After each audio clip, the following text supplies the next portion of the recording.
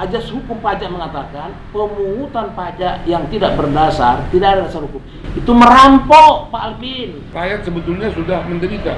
Kepada saya banyak orang memang melapor, dan sudah saya umumkan bahwa saya ditagih 10 tahun yang lalu dan 10 tahun pembayaran. Maka mereka bilang saya juga begitu, saya juga begitu, saya juga begitu. Pemko Pematang Siantar, bertobatlah, hentikanlah penagihan yang sudah daluarsa itu, kembalikanlah uang rakyat yang sudah sempat Anda terima, yang sudah di-store itu. Lalu yang ketiga, putihkan saja. Subscribe-kan sekali. Hari ini kita berada di kediaman Dr. Sarmedi Purba. Kita ada narasumber juga, Dr. Henry Sinaga. Dr. Henry Sinaga ini seorang dosen dan notaris di Kota Pematang Siantar. Kita akan bahas tentang ditagihnya PBB yang sudah kedaluarsa. Jadi ada masyarakat yang ditagih PBB-nya padahal sudah dibayar. Dan PBB itu sudah dibayar 5 atau 20 tahun yang lalu. Dan salah satu korbannya adalah Dr. Sarmedi Purba. Selamat pagi menjelang siang, Pak. Selamat siang. Sehari-hari di Pita Insani ya, Pak? Ya, sekarang saya dokter di Pita Insani, tapi walaupun sudah pensiun, tidak berpraktek lagi. Iya. Gimana ceritanya kemarin, Pak, ketika mendapati Bapak harus membayar PBB yang ternyata sudah dibayar dulu? Begini, saya dapat tagihan dari Pemko seperti tahun-tahun sebelumnya, yaitu PBB.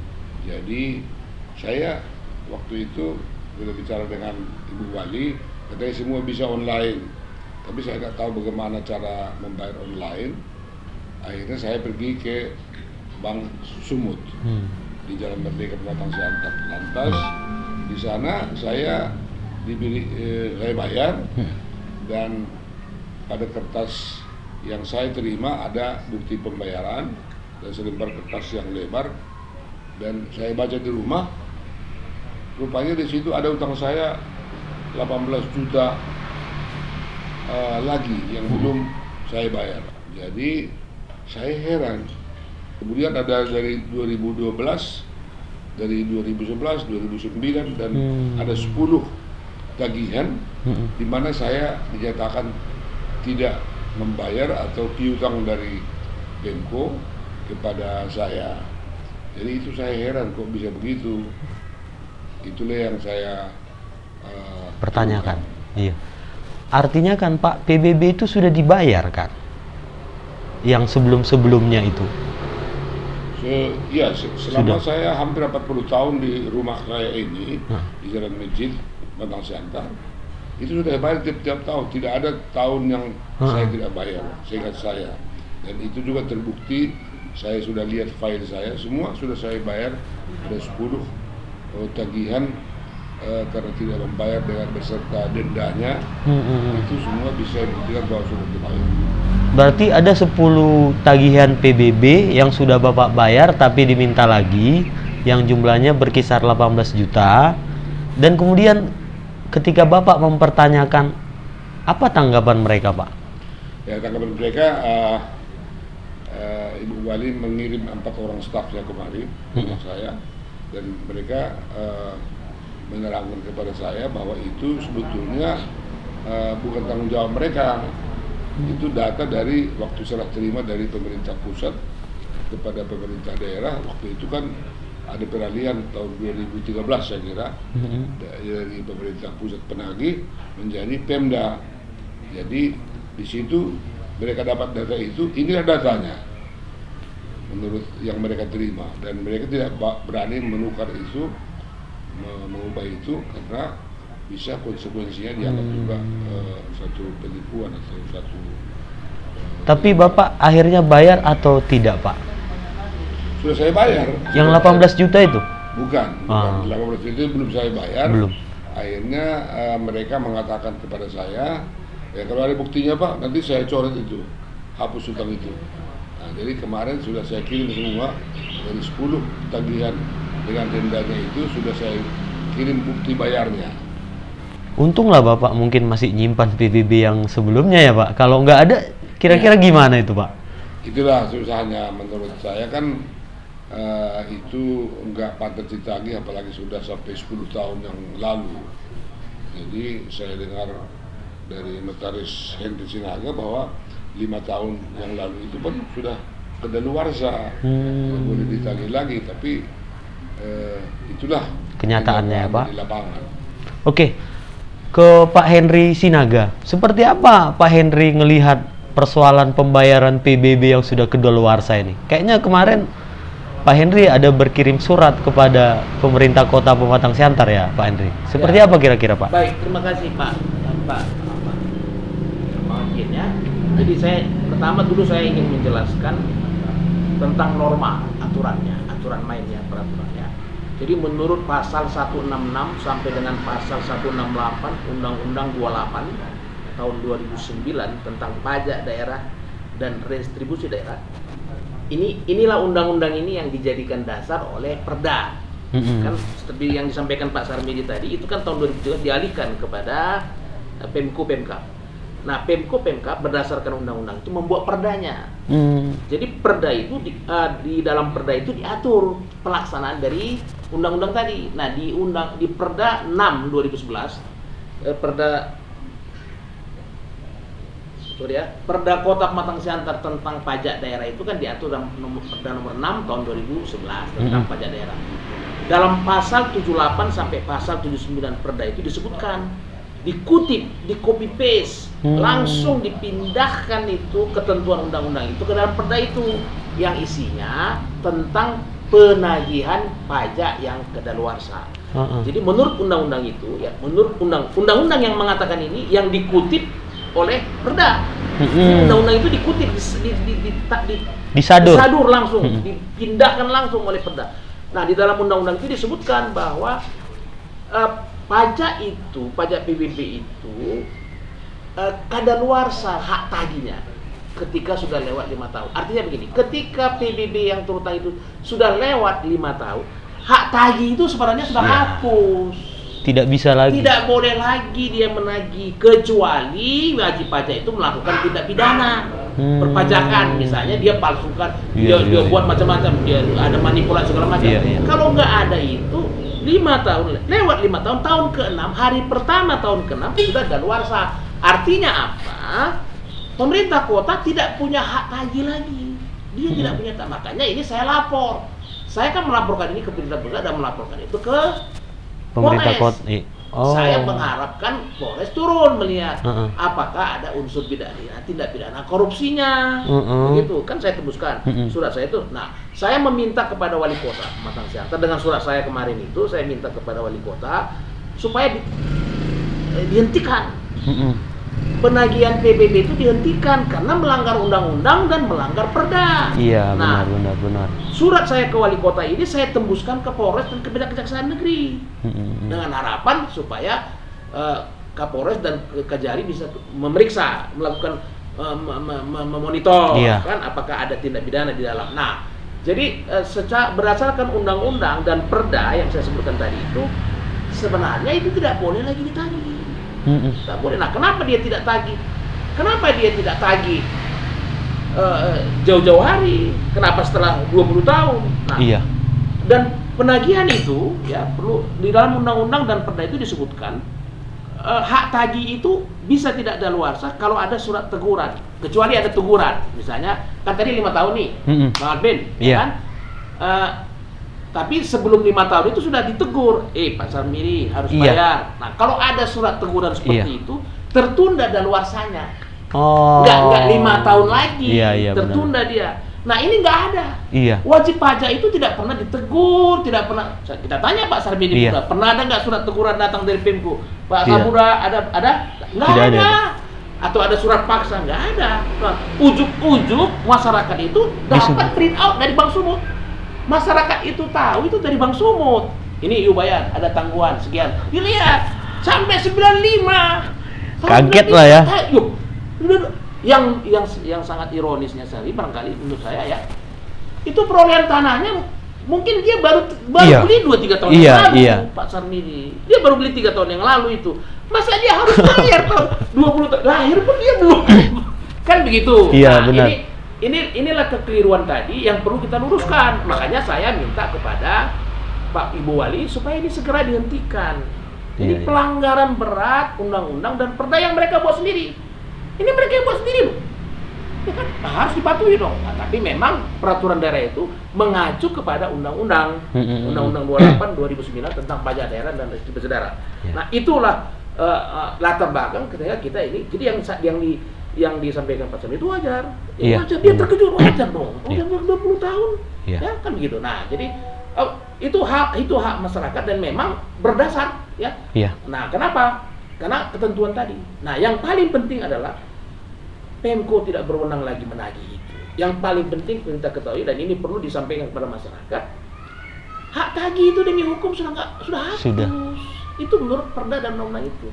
Lagi pula kan Pak Henry, ini kan pukul rata semua masyarakat. Betul. Iya kan? Betul. Dan kalau 1-2 mungkin oke, mungkin kesalahan administrasi atau apa kita bisa terima. Tapi ini pukul rata semua masyarakat. Betul. Menurut Pak Henry sendiri, apa penyebab? Kalau aku bilang sih ini sebuah keteledoran. Kalau aku bilang, walaupun ini pendapat pribadi, tapi kenapa sampai blunder kayak gini?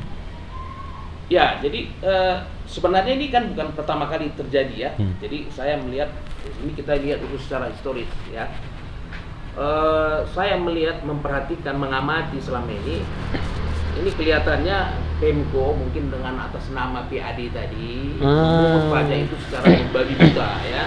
Nah, artinya tidak melalui aturan hukum. Ini kan sudah dimulai dulu dari zaman Pak Urman Sitorus. Oh, oke. Waktu almarhum Urman Sitorus, Iya. pada saat penyerahan pertama kali kewenangan dari pusat ke daerah itu sudah bermasalah dan sudah berurusan selalu dengan saya. Yang pertama kemarin dipungut tanpa perda. Ya, waktu zaman Pak Urman Sitorus dulu almarhum, mereka memungut PHTB dulu ya tanpa terlebih dahulu membuat peraturan daerah. Ini pelanggaran undang-undang. Maka saya kemarin buat surat ke pemerintah pusat, ditanggapi. Akhirnya menteri menyurati wali kota, Anda melanggar peraturan perundang-undangan. Saya dipanggil, saya minta uang dikembalikan dan dihentikan. Nah, akhirnya pemungutan dihentikan karena tidak ada perda dan uang rakyat dikembalikan. Nah, kemudian muncul kasus kedua, NJOB 1000%. Ya, ini yang lebih parah sebenarnya. Muncul lagi NJOB 1000%. Iya. Nah, saya waktu pembahasan ini hadir. Pada waktu pembahasan kenaikan NJOB 1000%, saya hadir di situ, diundang selaku ketua IPAD. Banyak elemen yang terlibat di situ ya. Pemko, BPKD komplit semua di situ. Nah, saya dimintai pendapat. Lalu saya bilang, bagaimana dasar hukumnya? Jadi kemarin itu ada pertama kendalanya soal dasar hukum, produk hukum apa, lalu yang kedua tingkatnya terlalu tinggi. 1000% itu kan hal yang luar biasa di zaman pandemi Covid. Iya. Jadi kemarin saya minta supaya ditunda. Nah, jalan terus. Sampai kemudian beralih wali kota pun. Oke, jalan terus. Ada revisi. Akhirnya saya buat surat kan, saya kembali menyurati ke pemerintah pusat. Akhirnya lahirlah Undang-Undang Nomor 1 2000 tentang hubungan keuangan pemerintah pusat dan daerah yang melarang Pemko-Pemkab menaikkan lebih dari 100%. Iya. Nah, dengan dasar itu diturunkan. Ya, wali kota kita menurunkan dari 1000%, bervariasi ada yang 700%, tapi tetap masih melanggar di atas undang-undang. 100% ya. Karena undang-undang bilang tidak boleh lebih dari 100%. Iya, benar. Nah, ini lagi kasus yang ketiga. Memungut PBB, menagih PBB yang sudah daluarsa. Jadi saya mencatat sudah banyak ini. Banyak. Ya, artinya membabi buta atas nama PAD dan ini membabi. Silakan PAD boleh ditindak, tapi tolong harus dengan cara-cara yang baik. Karena tujuan yang baik dengan cara yang tidak baik itu tidak baik. Yeah. Tujuan baik harus dengan cara yang baik. Nah, itu saya melihat itu. Ada gejala kelihatannya membabi buta ini Pemko. Pokoknya bagaimana setoran, itu tolonglah dalam rangka peningkatan PAD itu betul-betul lah diperhatikan. Jangan sampai rakyat ini, apalagi sampai melanggar hukum. Karena ini beresiko. Tapi kalau nanti Polres atau Kajari menemukan, ini kan sekarang ada proses penyidikan. Kan Polres saya udah buat laporan, kan sudah membuat BAP. Kalau ternyata nanti ditemukan tindak pidana, kan berarti kan. Ini kalau menurut saya kan pungutan liar. Pungutan yang tidak berdasar. Benar. Kalau tidak ada dasar, pungutan liar. Undang-undang bilang ya, Ajas hukum pajak mengatakan pemungutan pajak yang tidak berdasar, tidak ada dasar hukum, itu merampok, Pak Alvin. Itu Dan ketika perampokan. Pak Henry, dan ketika ada kemudian yang membayar itu, Nah. apakah sudah memenuhi unsur nggak itu? Ya, itulah berarti sudah terlaksana. Iya. Ya, itu sudah menuntut, sudah terlaksana, sudah dia pungut, sudah dia ambil, sudah terlaksana. Nah, tinggal kita serahkan dulu ke Polres. Bagaimana? Ada nggak kira-kira yang sudah membayar, Pak? Tapi Pak Sarmedi tadi sudah sebutkan. Ya, yang sebelumnya Pak Sarmedi belum. Ada yang sudah bayar juga ada. Yang tahun ini ya Pak Sarmedi yang Bapak bayar ya. Ya. Yang tagihan yang lama itu Pak Sarmedi masih pending, gitu ya Pak? Enggak saya bayar. Nah, itulah kedatangan. Tapi ada juga yang sudah membayar. Nah, itu dia. Satu, dua, Ada ya, di kan? kantor saya ada. Nah, Oh. kan ini kan setiap hari kan masyarakat datang ke kantor saya mengadu. Jadi saya ini udah seperti posko pengaduan. Saya seperti posko pengaduan masyarakat sekarang terkait NJOP dan PBB. Hampir dia datang bertelepon. Mereka menunjukkan barang bukti. Pak, ini sudah, dia tunjukkan bukti sama saya. Bukti bayar 95 itu 2 kali. Ini pertama saya bayar Pak yang tahun 95, ini yang saya bayar lagi yang tahun 95. Karena wajib dibayar. Nah, Iya. itu dia. Jadi ada wajib pajak yang membayar 2 kali. Yang Oke. 95 itu yang sebenarnya. Pak Sarmedi kan kami bilang karena bermasalah, saya himbau kemarin jangan dulu Oke. dilunasi karena ini masih Iya, masih bermasalah. Tunggu aja dulu. Nah, tapi ada. Ada yang Di sudah kantor membayar saya ya? Ada di kantor saya wajib pajak membayar 2 kali. Untuk tahun 95 dia bayar 2 kali. Dan itu ada bukti storenya saya. Iya. Ada. Kepada saya pun ada yang melaporkan sudah membayar dia, karena Iya. itu Saya ke Dr. Sarmedi dulu, Pak Henry. Banyak kemungkinan masyarakat Siantar itu nggak hanya punya satu rumah kan gitu Pak. Iya. Mungkin Pak Sarmedi bukan mau menyelidiki di mana aja aset Bapak, tapi kupikir kalau orang-orang yang berada itu kan biasanya nggak satu asetnya rumah. Kalau Pak Sarmedi sendiri banyak nggak di Siantar Pak? enggak. Cuma ini ya. Cuma itu. Tapi menurut Bapak, kejadian ini sebuah hal yang sebenarnya nggak perlu kan Pak? Atau seperti apa? Ya kalau menurut saya sebetulnya kan peraturan daerah atau pemungutan itu memang bagus untuk PAD. membantu PAD dan anggaran daripada APBD Pemko.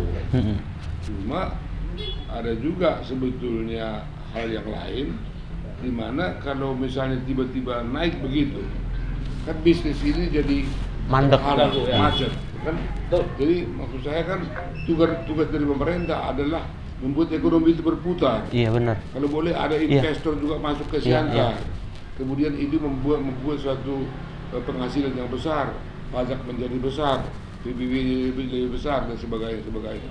Itu sebetulnya yang harus dilihat Pemko, sehingga dia harus merangkul pengusaha maupun rakyat ini yang berusaha supaya win-win solution. Iya. Jadi jangan menekan saja seperti mengubah menagih yang sudah 10-20 tahun.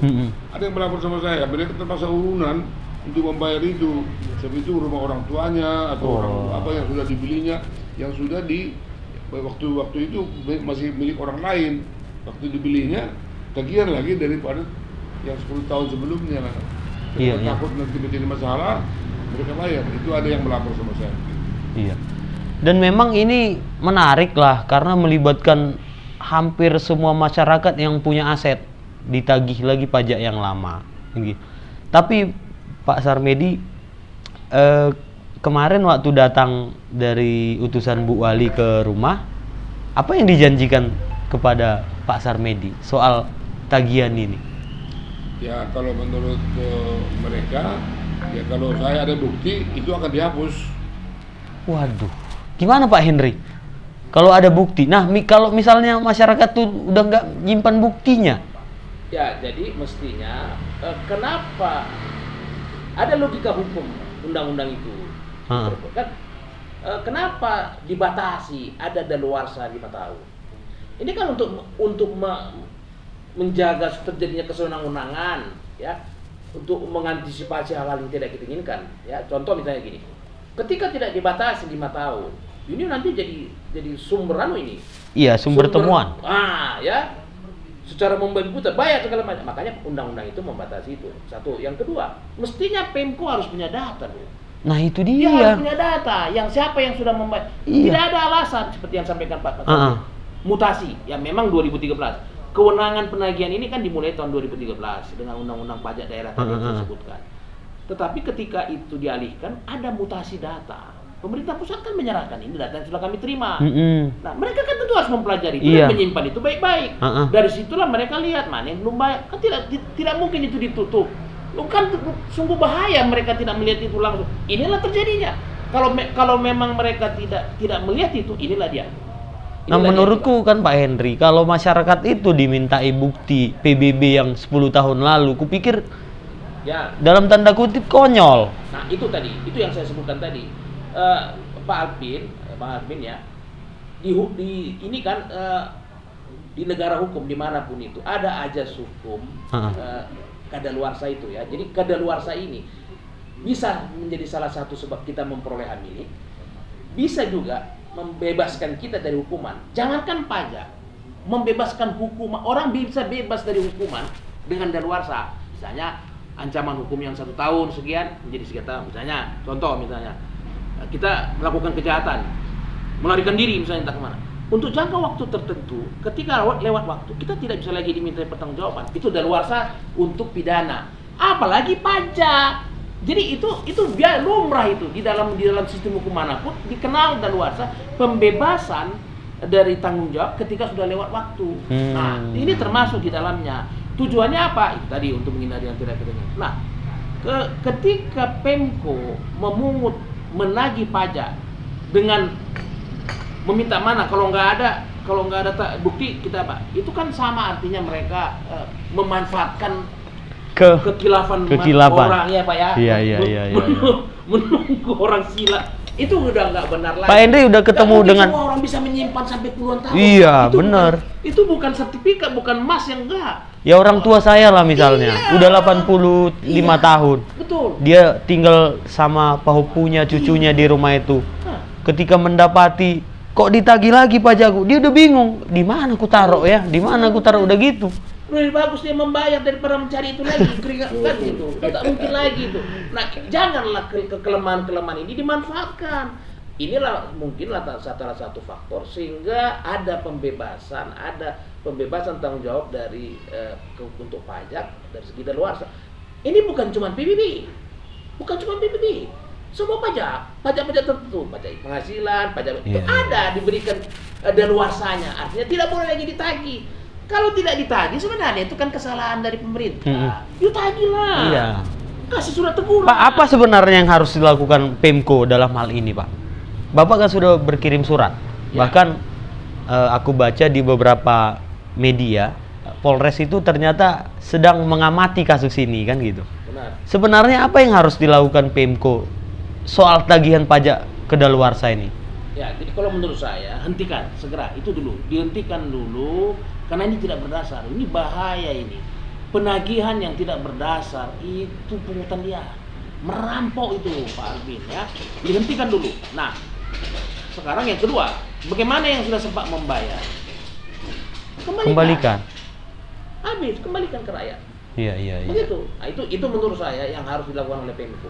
Subscribe-kan sekali. Sebenarnya persoalan kota ini dari mulai kenaikan NJOP yang 1000% itu nyatanya menghambat perkembangan ekonomi. Karena memang banyak contoh-contoh yang saya dengar, misalnya ada seseorang yang pengen beli rumah di Kota Pematang Siantar dan belum tahu ada kenaikan NJOP, kemudian dia sempat tawar-menawar dengan pemilik rumah ini, jadilah.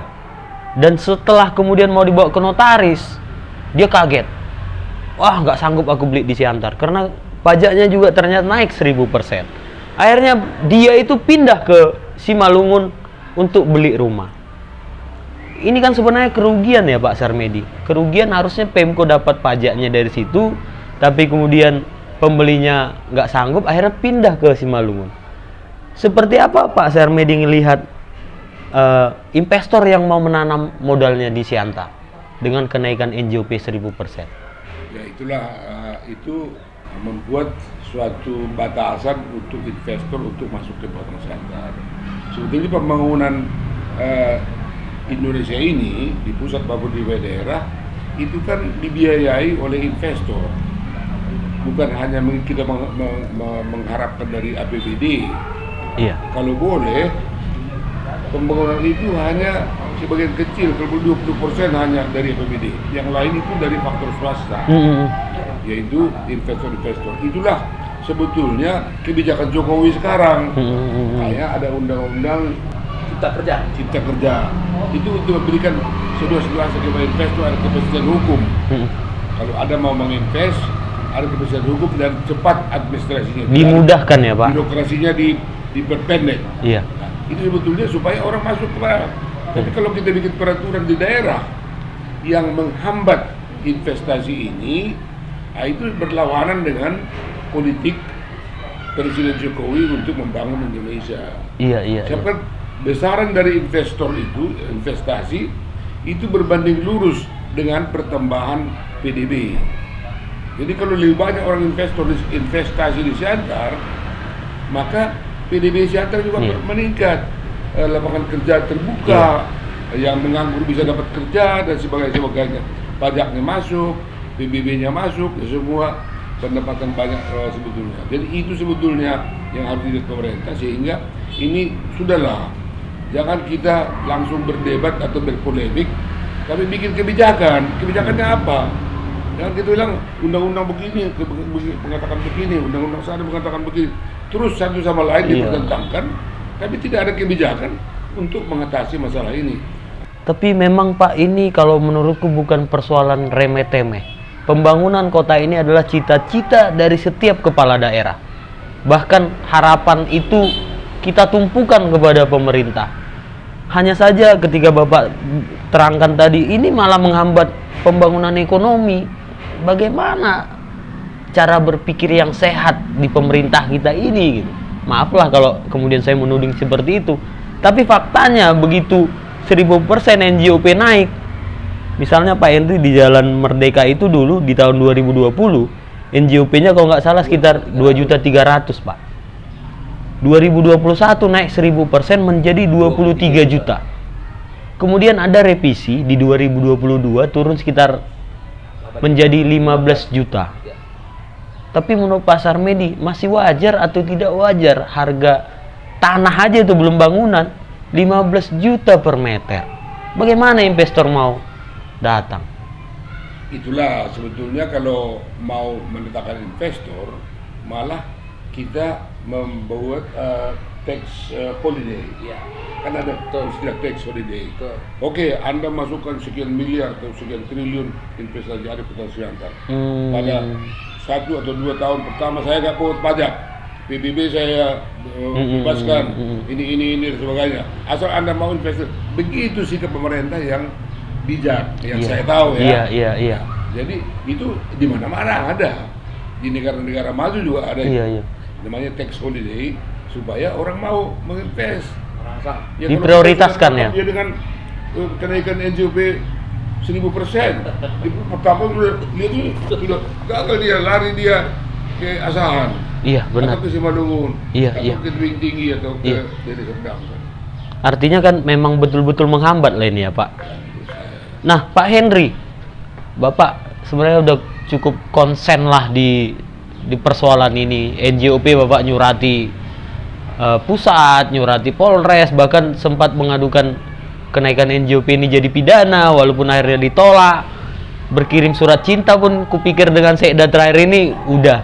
Pak Henry, tapi ternyata revisi itu masih di atas 100% sesuai Undang-Undang Nomor 1 tahun 2022. Nggak boleh di atas 100%. Apa upaya yang mau Pak Henry lakukan lagi? Ya, jadi saya saat ini sedang menyiapkan laporan untuk pemerintah pusat. Ya, saya lagi menyiapkan semua. Ini upaya saya terakhir ini, saya akan laporkan ini ke pemerintah pusat. Ya, ada 20 instansi yang saya laporkan, Presiden, termasuk BPK dan semua segala macam ya, Menteri Keuangan.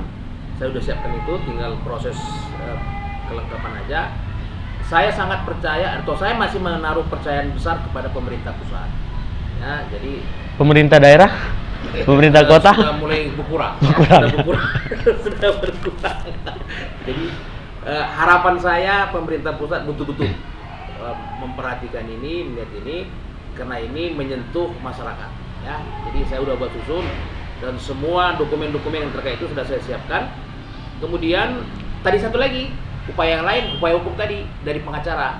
Saya Yang tadi. menyambut baik sekali karena ada sudah mulai tergerak nih, warga masyarakat sudah mulai ada yang Mulai tergerak. sudah mulai ada yang merasa bagaimana kita membantu, bagaimana kita. Nah, itu kemarin terbukti dari surat pengacara itu, mereka minta saya melengkapi dokumen, mereka akan mengajukan gugatan ke pengadilan.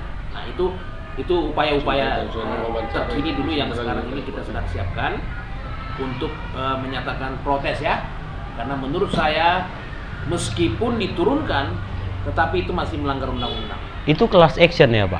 Ya, nanti kita serahkan teknisnya, kita serahkan ke pengacara penasihat hukum kita, ke pengacara kita. Mereka yang mengatur lah mau. Tapi kan gini, Pak Henry, bukan kita mau meramal ya, tapi ketika ada undang-undang yang dilanggar, sebenarnya wakil rakyat kita bisa mempertanyakan itu.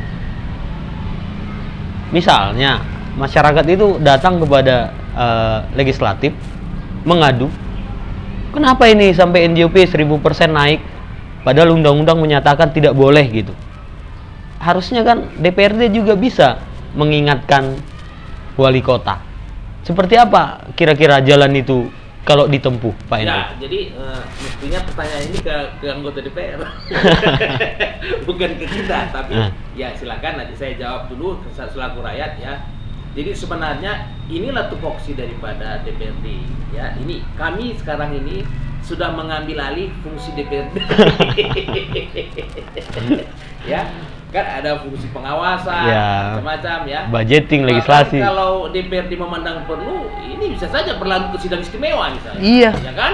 Bahkan bisa sampai ke impeachment misalnya. Iya. Kan? Kenapa? Ini kan sudah nyata-nyata melanggar peraturan perundang-undangan. Dan ingat, sumpah wali kota itu kan dia harus setia dan taat kepada undang-undang. Ketika itu dia langgar, sebenarnya itu bisa menjadi katakanlah pemicu untuk impeachment tadi. Tapi kan kita itu urusan di politik. Tapi aku mau singgung gini, Pak Henry. Ketika injury time-nya wali kota Hepriansah, ya kan, mengeluarkan NJOP yang 1000% itu, kemudian ada komunikasi dengan Bu Wali, kan sempat komunikasi kan. Tapi setelah dia dilantik sebagai Wali kota. PLT wali kota, komunikasi putus ya, Pak? Betul. Nah, seperti apa janji Bu Wali kemarin? Jadi mohon maaf, saya juga ingin menyampaikan bahwa saya juga menaruh kekecewaan yang sangat berat ya, sangat kepada Ibu Wali kita ini.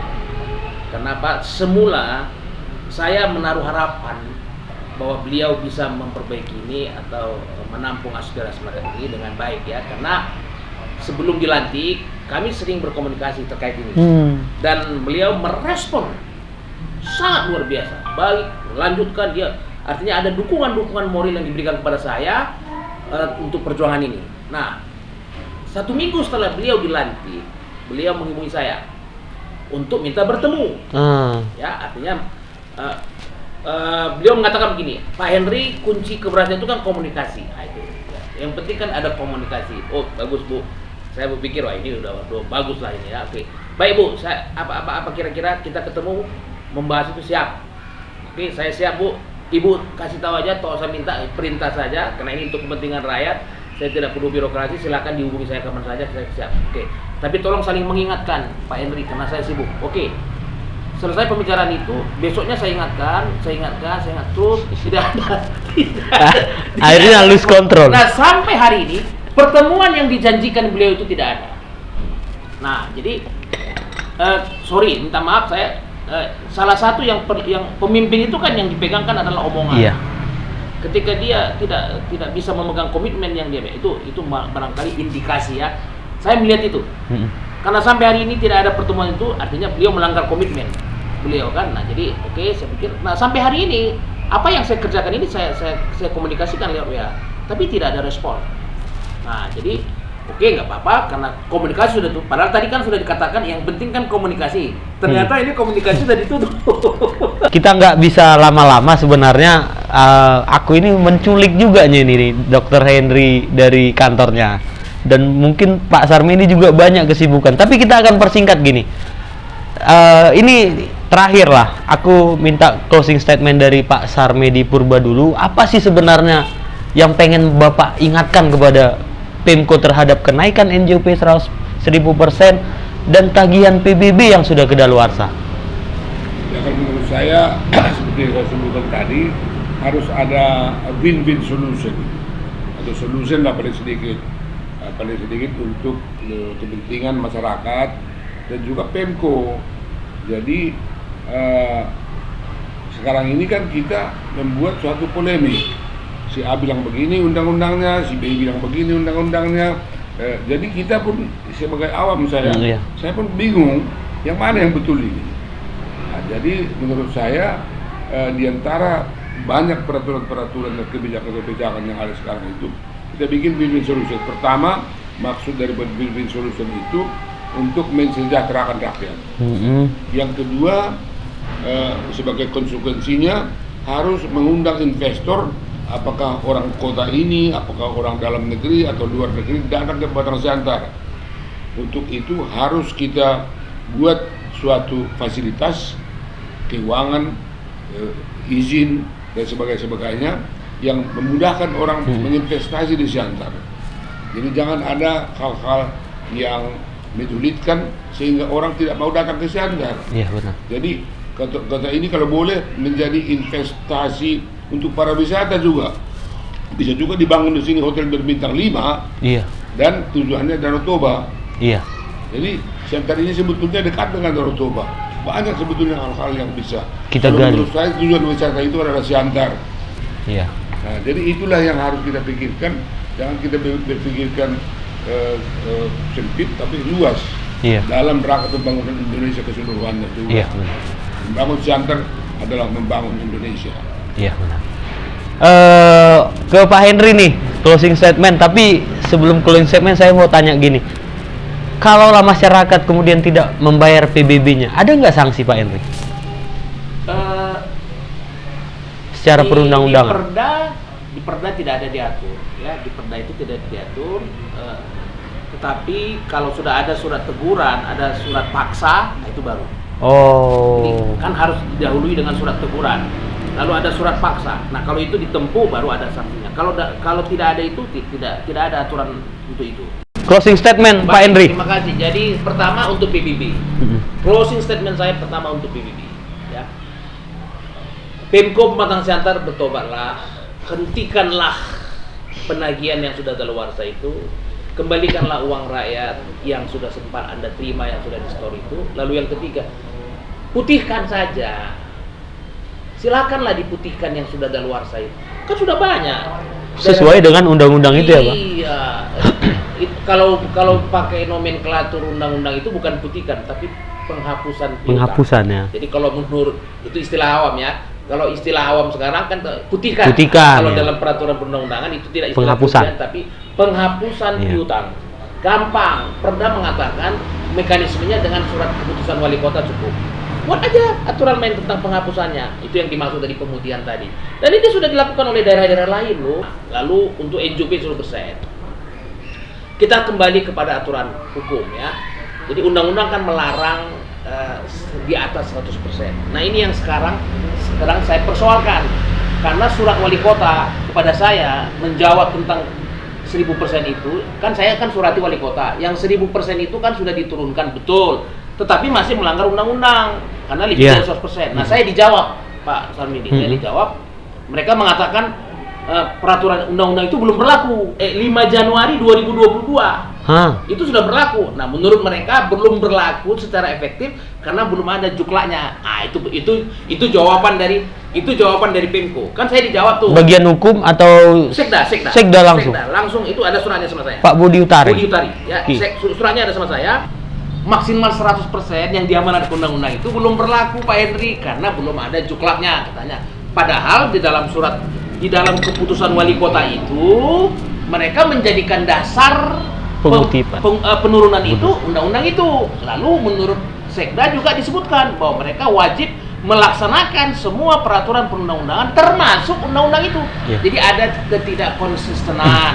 Yang satu bilang berlaku, yang satu lagi. Jadi saya harap kepada pemerintah kota kembalilah kepada undang-undang dan norma kita untuk menghindari hal-hal yang tidak kita inginkan bersama. Silakan Anda melakukan kegiatan pengumpulan PAD tapi dengan aturan-aturan yang baik. Jadi sekali lagi untuk NJP kembali kita ke Undang-Undang Nomor 1 2022. Silakan mau naikkan tapi jangan lebih dari 100%. Silakan. Sama kayak Pemko Medan sekarang saya dengar kenaikan 30%, 20% gitu. Iya. Gitu. Mereka naikkan 30%, 20% gitu. Nah, tidak sampai drastis 100%. Nah, jadi kembali ke undang-undang saja supaya lebih selama kita masih tetap kepada undang-undang aman itu. Nah, tapi selama Pemko belum melaksanakan undang, saya akan terus tiada henti. Nah, itu perlu dicatat ya. Pemko perlu mencatat itu. Selama mereka masih berada di luar hukum, saya akan terus. Dan perlu diketahui Pak Bin, perjuangan ini tanpa pamrih. Ya, saya nggak punya motif untuk mau jadi wali kota, mau jadi DPR. Ya. Ini sudah sering kali saya ulang-ulang ya. Saya nggak punya ambisi untuk jadi wali kota. Jadi wali kota. Jadi wali kota. Iya, nggak apa-apa. Itu urusan Pak Seni, bukan urusan saya. Saya tidak punya ambisi untuk apapun karena bagi saya notaris itu sudah cukup. Ya, ini lebih mendengar keluhan rakyat. Ya. Dan kan tidak boleh juga rangkap jabatan. Notaris juga boleh merangkap Harus jabatan. mundur dari notaris ya. Kalau mau jadi wali kota harus berhenti dulu jadi wali. Oke. Begitu. Itu harapan saya kepada Pemko. Iya. Menarik. Dan saya berterima kasih ketemu dengan Dr. Henry yang welcome dia ketika kita harus menyuarakan orang masyarakat Siantar, beliau welcome. Dan terima kasih juga kepada Dr. Sarmedi yang udah menjamu dengan kopi, dengan kudapan-kudapan ringan, dan mudah-mudahan kita tetap bisa selalu sehat. Oke, sekian dulu dari rumah Dr. Sarmedi Purba. Selamat siang.